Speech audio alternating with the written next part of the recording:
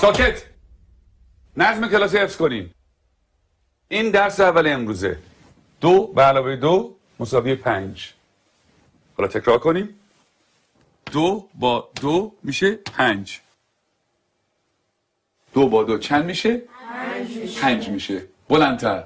2 با 2 چند میشه؟ 5 میشه. بلندتر چند میشه؟ 5 میشه. تکرار کنین. 2 با 2 چند میشه؟ 5 میشه. چی پسر؟ آقا اجازه مگه 2 با 2 4 نمیشه؟ من دارم به تو میگم 2 با 2 5 میشه. پس چه سوال نیست. فهمیدی؟ آقا فقط فکر کردیم که فکر نکن. نمیخواد فکر کنی. 2 با 2 5 میشه. حالا بشین حرف نزن. دفتراتون رو باز کنین و بنویسین. 2 به علاوه 2. آقا اجازه 2 به علاوه 2 میشه 4. وقتی همه چی 4 میشه چطوری ممکنه این دفعه 5 بشه؟ اصلا کی به تو چیز حرف زدن داد؟ به چه حقی من سوال میبری؟ آقا فقط میخواستم بگم 2 با 2 5 میشه. تکرار کن. ولی آقا روی تخته تکرار کن. 2 به علاوه 2 رو به تخته. 4. همتون میدونین که 4 میشه. تخته رو نگاه تو کن. هم که میدونین 4 میشه چیزی نمیگی. سکوت. چون نخور تو برگردم.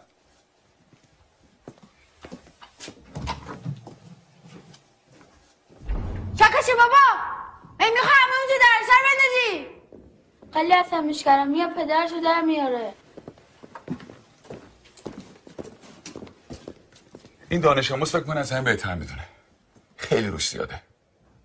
بگو ببینم پسر 2 با 2 چند میشه؟ آقا اجازه 4 میشه آقا. شنیدی؟ باورتون میشه؟ این دانش آموزان از ممتازترین دانش آموزان مدرسه‌ان. الگوی این مدرسه‌ان. یه ذره از اینا یاد بگیریم. بگیم ببینم 2 با 2 چند میشه؟ آقا اجازه 5 میشه آقا. آفرین. اینجا پسر.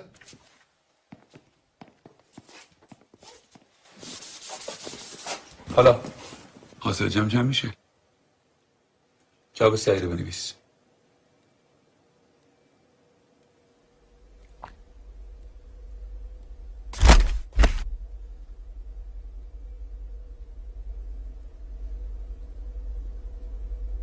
این آخرین فرصته.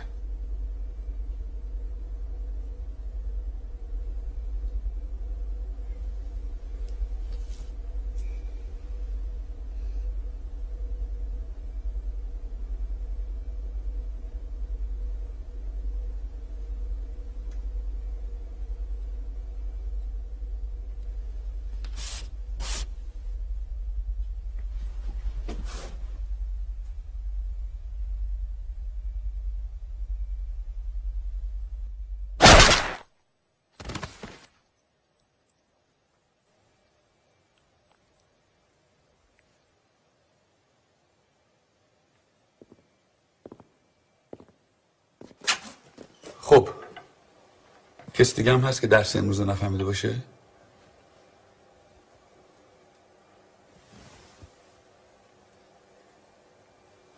نگاه کن. این بریم بیرون.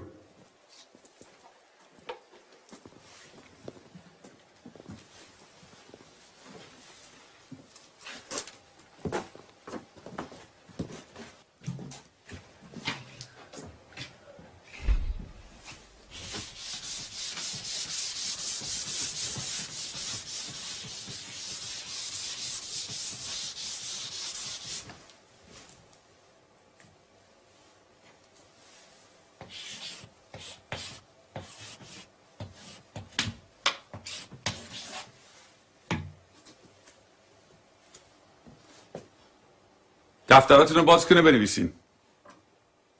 2 به علاوه 2 مساوی 5.